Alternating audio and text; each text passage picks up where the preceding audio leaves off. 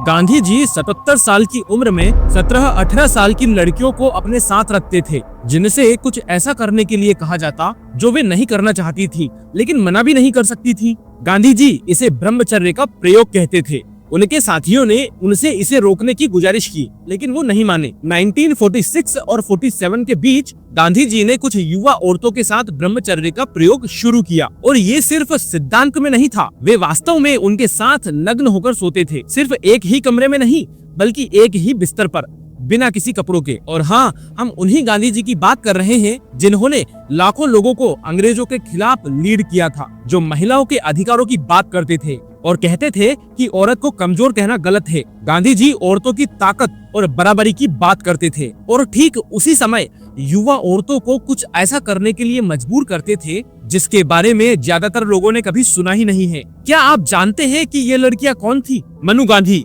गांधी जी की अपनी भतीजी, मुश्किल से 18 से 20 साल की थी।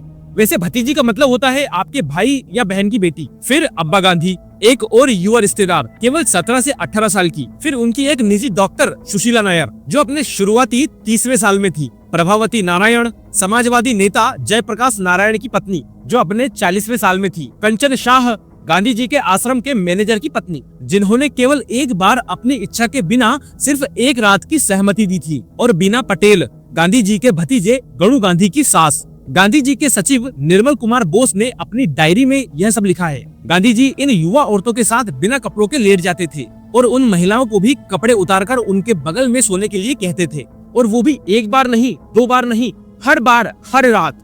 और ये बात मैं नहीं कह रहा हूँ, गांधी जी ने खुद एक चिट्ठी में स्वीकार किया था कि इसमें से ज्यादातर औरतें यह नहीं करना चाहती थी। उन्होंने लिखा था कि अब्बा मेरे साथ मुश्किल से 3 रातें सोई, कंचन केवल 1 रात मेरे साथ सोई। उनमें से लगभग सभी अनिच्छा से कपड़े उतारती थी। यहाँ अनिच्छा से मतलब है कि वे नहीं करना चाहती थी, लेकिन फिर भी किया। जरा एक सेकंड के लिए इसके बारे में सोचिए। गांधी जी खुद मानते हैं कि औरतें यह नहीं करना चाहती थी, लेकिन उन्होंने ये सिर्फ इसलिए किया क्योंकि उन्होंने उन पर दबाव डाला। हाँ, इस बात का कोई सबूत नहीं है कि गांधी जी ने इन औरतों में से किसी एक के साथ भी कुछ गलत किया हो, लेकिन सबसे बड़ा सवाल ये है कि ये सब करना क्या उचित था? क्या यह सही था? 77 साल का एक आदमी युवा औरतों पर दबाव डाल रहा था कि वे कपड़े उतारकर उसके बगल में सोए, जबकि वे साफ तौर पर नहीं करना चाहती थी। और कृपया इससे पहले कि कोई इन औरतों को दोष देना शुरू करे कि उन्होंने मना क्यों नहीं किया, याद रखे कि इनमें से ज्यादातर औरतें पूर्ण रूप से गांधी जी के ऊपर निर्भर थी। वे उनके आश्रम में रहती थी, उनके पास आमदनी का कोई जरिया नहीं था,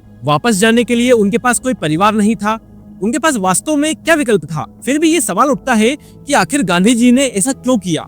इतने बड़े सिद्धांतों वाला आदमी, जिसकी हर जगह इज्जत होती थी, उसके मन में वास्तव में क्या चल रहा था? तो इसे जानने के लिए आइए 1906 में वापस चलते हैं। गांधी जी 37 साल के थे जब उन्होंने ब्रह्मचर्य नाम की कोई चीज अपनाई। देखा जाए तो ब्रह्मचर्य या सेलिबेसी शब्द का मुख्य मतलब किसी भी महिला से कोई शारीरिक संबंध नहीं रखना होता है, और उस वक्त से गांधी जी ने तय किया कि वे फिर कभी शारीरिक संबंध नहीं रखेंगे, अपनी पत्नी के साथ भी नहीं। और याद रखिए, इस समय गांधी जी का पहले से ही एक बड़ा परिवार था। उनकी कस्तूरबा गांधी के साथ 24 साल से शादी हो चुकी थी, और उनके पहले से ही 4 बच्चे थे।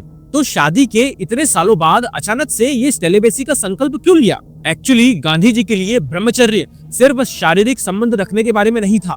उनका मानना था कि इसका मतलब है हर एक इच्छा को काबू में रखना, चाहे वो सोच में हो, शब्दों में हो या कार्य में। उन्होंने सोचा कि इससे उन्हें कोई खास आध्यात्मिक शक्ति मिलेगी।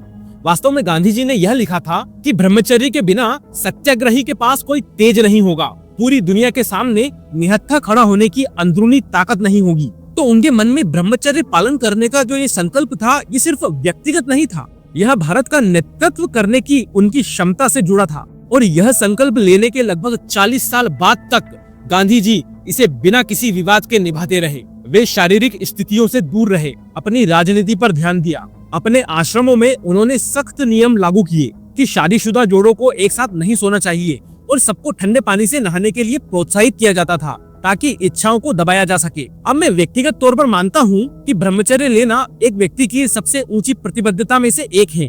इसका मतलब है स्ट्रिक्ट डिसिप्लिन और शारीरिक इच्छाओं से परे रहना। इस मामले में अगर इसे देखा जाए तो यह बहुत सराहनीय था, लेकिन जो बात समझ में नहीं आती वह यह थी कि गांधी जी शादीशुदा जोड़ों से अलग सोने के लिए क्यों कहते थे? सिर्फ इसलिए क्योंकि आप खुद ब्रह्मचर्य का पालन कर रहे थे? तो उनके पर्सनल रिलेशनशिप में दखल क्यों देना? ये सब ज्ञान देने के बाद उन्होंने खुद युवा औरतों के साथ मालिश और नहाना शुरू कर दिया, जिसमें उनकी डॉक्टर सुशीला नायर भी शामिल थी, कभी कभी बिना कपड़ों के भी। वे इसे आत्म संयम और पवित्रता की परीक्षा बताते थे, लेकिन उनके आसपास के कई लोग बहुत असहज महसूस करते थे और इस प्रथा की खुलेआम आलोचना करते थे। फिर 1944 में अपनी पत्नी कस्तूरबा की मृत्यु के बाद गांधी जी अपने इस ब्रह्मचर्य के प्रयोग को एक अलग स्तर पर ले गए। 77 साल की उम्र में दंगे रोकने पर ध्यान देने के बजाय गांधी जी ने युवा औरतों के साथ जिसे ये प्रयोग कहते थे उसे करने का फैसला किया। उनका मानना था कि किसी तरह से अगर वो यह साबित कर दे कि अब उनके अंदर कोई शारीरिक लगाव नहीं बचा है तो उनकी अहिंसा को एक बल मिलेगा और जिसके कारण देश आजाद हो पाएगा। क्या यह आपको पागलपन नहीं लगता? गांधी जी ने अपने इन प्रयोगों के लिए 3 मुख्य कारण दिए। पहला, उन्होंने कहा कि यह आध्यात्मिक शुद्धिकरण के लिए था। वे इतने पवित्र बनना चाहते थे कि भगवान उन्हें पूरी तरह से नियंत्रित करे। दूसरा, उन्होंने दावा किया कि वे अपनी और उन औरतों दोनों की परीक्षा कर रहे थे कि कहीं किसी को कोई बुरी इच्छा तो नहीं है। अगर वे बिना किसी गलत विचार के एक साथ सो सकते हैं तो ये उनकी पवित्रता को साबित करेगा। और तीसरा और सबसे महत्वपूर्ण, वे वास्तव में मानते थे कि उनके ब्रह्मचर्य पालन करने से उनकी पवित्रता बढ़ेगी और अहिंसा को शक्ति मिलेगी, जिससे भारत आजाद हो पाएगा। वे उनके मन में कुछ गलत नहीं कर रहे थे, वे इसे एक व्रत, उपवास या आध्यात्मिक योग की तरह मान रहे थे। उन्होंने इसे सत्य के साथ प्रयोग भी कहा, बिल्कुल अपने राजनीतिक काम की तरह। उन्होंने लोगों से कहा कि इसे आप लोग यज्ञ की तरह देखिए, एक तरह का बलिदान और आत्म संयम का उदाहरण जो पूरे देश को प्रेरणा दे सके। लेकिन यह समस्या ये थी कि गांधी जी अपार शक्ति और प्रभावशाली इंसान थे और ये युवा औरतें उन पर पूरी तरह से निर्भर थी। गांधी जी ने इन सब का बचाव करते हुए कहा कि ये प्रयोग उनके आध्यात्मिक रास्ते के लिए जरूरी थे। जरूरी किसके लिए? तो सब कुछ सिर्फ उनके बारे में है, उनका संघर्ष, उनका ब्रह्मचर्य और उनकी आध्यात्मिकता। उन युवा लड़कियों के बारे में क्या? अब आइए उन औरतों के बारे में बात करते हैं, क्योंकि आप उनकी स्थिति जाने बिना वास्तव में कोई नतीजा नहीं निकाल सकते। मनु गांधी जब मुख्य प्रयोग शुरू हुए तब केवल 18 साल की थी। वह 15 साल की उम्र से गांधी जी के साथ रहती थी। उसकी माँ की मृत्यु के बाद से उसका कोई और परिवार नहीं था, कोई पैसा नहीं था, जाने के लिए कोई और जगह नहीं थी। गांधी जी उसके लिए एक पिता के समान थे। अपनी डायरी में मनु ने लिखा था कि वह गांधी जी के बगल में सोते समय निर्दोष और शांत महसूस करती थी। उसने कहा कि वह उन्हें अपने माँ की तरह देखती थी। लेकिन अब बात यहाँ पर यह है कि एक माँ कभी भी अपने बच्चे को उसके सामने नग्न होने के लिए नहीं कहेगी। एक माँ अपने बच्चे की भलाई को हमेशा अपनी इच्छाओं से ऊपर रखेगी। गांधी जी की मृत्यु के बाद मनु वापस गांव चली गई। वह वहाँ 21 साल तक अकेली रही, कभी शादी नहीं की, कभी बच्चे नहीं हुए और 44 साल की उम्र में ट्यूबरक्लोसिस से उनकी मौत हो गई। और फिर अब्बा गांधी थी, और भी छोटी, केवल 17 और 18 साल की। उनकी शादी गांधी जी के भतीजे कनु के साथ हुई थी, लेकिन गांधी जी ने किसी तरह उसे भी प्रयोगों में शामिल होने के लिए राजी कर लिया था। गांधी जी ने अपने लेखन में स्वीकार किया था कि अब्बा खुद की इच्छा के बिना इन प्रयोगों में शामिल हुई थी। सोचकर देखो ये कितना गलत है। एक युवा किशोरी सिर्फ अपने कपड़े इसलिए उतार रही थी क्योंकि वो अपने पति के दादा को दुखी नहीं करना चाहती थी, जिनकी वो पूजा करती है। यहाँ तक कि उसका पति कानू भी परेशान था। लेकिन क्या वह वास्तव में गांधी जी से सवाल कर सकता था? बिल्कुल नहीं।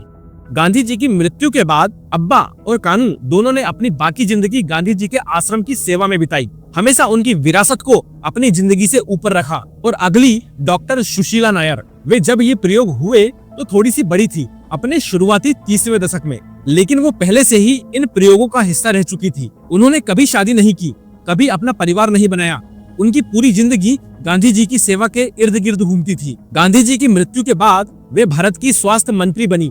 उन्होंने गांधी जी के नाम पर मेडिकल संस्थान बनवाए, उनके रिकॉर्ड से संभाले और गांधी जी के काम का अनुवाद किया। उनका जीवन 87 इयर्स का था, लेकिन वास्तव में कभी गांधी से अलग उनकी अपनी पहचान या जिंदगी नहीं थी। और दूसरी औरतों जैसे प्रभावती नारायण और कंचन शाह ने भी वफादारी की वजह से अपनी इच्छा के बिना हिस्सा लिया, भले ही इससे उन्हें व्यक्तिगत रूप से बहुत नुकसान हुआ हो। गांधी जी के सचिव निर्मल कुमार बोस, जिन्होंने यह सब देखा था, उन्होंने लिखा कि ये औरतें एक ट्रायंगल में फंस चुकी थी। वे एक दूसरे से ईर्ष्या करती थी।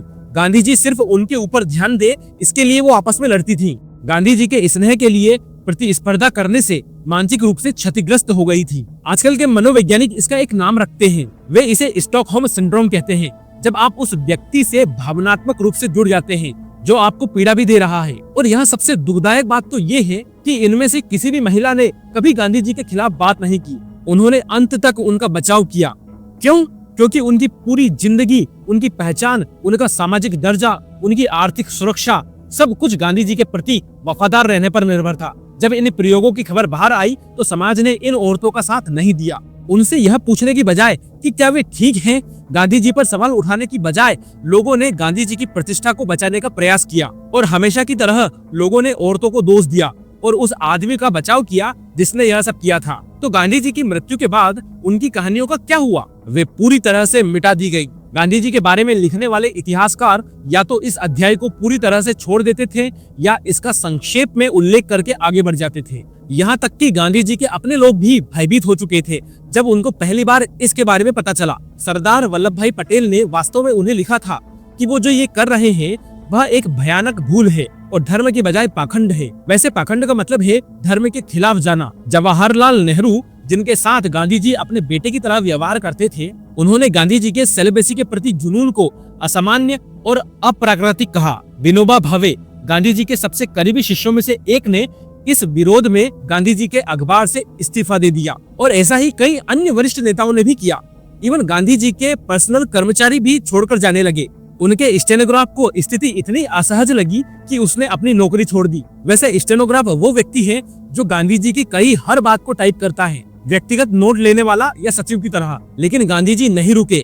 वे इतने आश्वस्त थे कि वे सही हैं, इतने यकीन से कि यह भारत की आजादी के लिए जरूरी था कि उन्होंने सबकी चिंताओं को नजरअंदाज कर दिया। उन्होंने बहुत साफ कर दिया था कि उन्हें नहीं लगता कि वे कुछ गलत कर रहे हैं और वे नहीं रुकेंगे चाहे दूसरे कुछ भी सोचे। अब आप लोग ये सोच सकते हैं कि गांधी जी को अपराध बोध हुआ होगा, बाद में पछतावा हुआ होगा जब उन्होंने ये सब प्रयोग बंद किए होंगे। लेकिन बात यह है कि नहीं, उन्हें नहीं हुआ। वास्तव में अपने सबसे करीबी दोस्तों को लिखे हुए पत्रों में उन्होंने बहुत साफ किया है कि वे जारी रखना चाहते थे। एक पत्र में उन्होंने लिखा, मैं दोस्तों के कहने पर इस अभ्यास को नहीं छोड़ सकता, इसे बिल्कुल नहीं छोड़ा जा सकता। उन्होंने यहाँ तक स्वीकार किया कि अगर मैं हमेशा के लिए साथ सोना बंद कर दूं तो इसका मतलब ये है कि मैं गलत था। वे बिल्कुल यकीन से थे।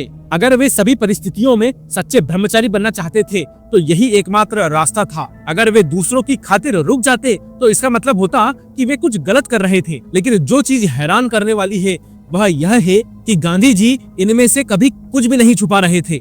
उन्होंने पहले से ही अपने प्रयोगों के बारे में खुले तौर पर एक किताब में लिखा था जिसका नाम था सत्य के साथ मेरे प्रयोगों की कहानी। और ये प्रयोग केवल फरवरी 1947 में खत्म हुए जब अमृतलाल ठक्कर नाम के एक सम्मानित समाज सेवी ने मनु को भाग न लेने के लिए राजी कर लिया। एक बार मनु ने कहा कि वह जारी नहीं रखना चाहती तो गांधी जी ने खुशी से इसे खत्म करने की सहमति दे दी। लेकिन तब तक नुकसान हो चुका था। उनके कई करीबी साथियों ने उनका साथ छोड़ दिया था। जो लोग उन्हें व्यक्तिगत रूप से जानते थे उनके बीच उनकी प्रतिष्ठा बुरी तरह खराब हो गई थी। और सिर्फ एक साल बाद ही 1948 में गांधी जी की गोली मारकर हत्या कर दी जाती है। गांधी जी के मृत्यु के बाद उनके जीवन के इस हिस्से को व्यवस्थित रूप से छुपाने की कोशिश की गई। निर्मल कुमार बोस, जिन्होंने यह सब कुछ देखा था और सब कुछ लिख दिया था, उन्होंने कहा कि गांधी जी की मृत्यु के बाद हर कोई ब्रह्मचर्य के प्रयोगों की सभी चर्चा को दबाना चाहता था। गांधी जी के ऊपर किताबें लिखी गई जो इस अध्याय को पूरी तरह से छोड़ देती हैं। स्कूल के सिलेबस में भी इसका कहीं कोई जिक्र नहीं मिलता। सरकार ने कभी इसके बारे में बात नहीं की। ऐसा लगा जैसे ये प्रयोग हुए ही नहीं थे। और इस तरह से हमारे सामने गांधी जी का साफ सुथरा और सुधारा हुआ रूप आया जिसके बारे में हम सबने सीखा है, सुना है। लेकिन एक बात याद रखिए, ये पूरी कहानी जानने से गांधी जी की भारत के स्वतंत्रता संग्राम में भूमिका कम नहीं हो जाती है। उन्होंने बहुत योगदान दिया और इसके लिए हमें आभारी भी होना चाहिए। लेकिन एक बात हमेशा याद रखिए कि इतिहास कभी सरल नहीं होता, लोग कभी सरल नहीं होते। यह एक ऐसा देश है जहां हम भगवान राम से भी सीता को छोड़ने के लिए सवाल करते हैं। लोग पागल भक्ति के साथ उनकी पूजा करते हैं और फिर भी जैसे ही कहानी में आता है कि राम जी ने सीता मैया की पवित्रता पर संदेह किया, पूरा देश खड़ा होकर पूछता है उन्होंने ऐसा क्यों किया। हम एक ऐसी संस्कृति से आते हैं जहां हम अपने भगवानों से भी सवाल करते हैं जब वे गलतियां करते दिखते हैं। तो गांधी जी अपवाद क्यों होना चाहिए? किसी के योगदान का सम्मान करने का मतलब यह नहीं है कि उनकी आंख बंद करके पूजा की जाए। मैं आपको कुछ बताता हूँ। जब मैं कॉलेज में था तब एक दोस्त ने एक बार चर्चा के दौरान यह विषय उठाया था और मैं तुरंत भड़क गया था। कि लोग किसी को अपमानित करने के लिए कितना गिर सकते हैं। मैं बिल्कुल यकीन से था कि यह सिर्फ एक अफवाह है जिसका कोई आधार ही नहीं है। लेकिन जब मैं आखिरकार अकेले बैठकर रिसर्च करने लगा तब मुझे एहसास हुआ कि यह सच था। वास्तव में मैंने लगभग 1 साल पहले यह स्क्रिप्ट लिखी थी, लेकिन उस समय मैं इसे पूरा न कर सका। मैंने इसे बीच में ही छोड़ दिया क्योंकि यह बहुत डिस्टर्बिंग था। गांधी जी एक ऐसे व्यक्ति थे जिनको हम बहुत मानते थे, उनकी पूजा करते थे, और मैं इस पर विश्वास नहीं करना चाहता था कि गांधी जी ने कभी कुछ ऐसा किया होगा। एक बात जो मुझे अपने रिसर्च के दौरान एहसास हुई वह यह थी कि गांधी जी ने कभी भी इन प्रयोगों को छुपाने की कोशिश नहीं की। उन्होंने इसे गुप्त रूप से रखने के बारे में कभी नहीं सोचा। वास्तव में वो इन परिणामों को लोगों को दिखाना चाहते थे, पुस्तकों में प्रकाशित करना चाहते थे, और यह वही था जिसने दिखाया कि वे वास्तव में मानते थे कि वे सही थे, और यहाँ तक सोचते थे कि लोग उनकी इसके लिए प्रशंसा करेंगे। और यही बात मुझे सबसे ज्यादा हैरान करती है। आखिर उनके मन में क्या चल रहा था कि उनको ये सब चीजें तर्कसंगत लग रही थी। तो इस वीडियो के लिए अगर मुझे नफरत भरी कमेंट्स आती है और कोई कहता है कि तुमने गांधी जी के बारे में ऐसा कैसे बोला, तो मैं बस यही कहना चाहूंगा कि मैं खुद गांधी जी को बहुत मानता हूँ, लेकिन एट द एंड हमें तथ्यों के साथ जाना पड़ेगा, सच का सामना करना पड़ेगा। और सच तो ये है कि कभी कभी हम हिस्टोरिकल पर्सनालिटीज को बड़ा चढ़ाकर सम्मान देते हैं। हम भूल जाते हैं कि वो भी एक इंसान है, संत नहीं, भगवान नहीं, सिर्फ एक व्यक्ति। और हर इंसान का मन कभी भी काला और सफेद नहीं होता, हमेशा एक काले और सफेद का मिक्स होता है।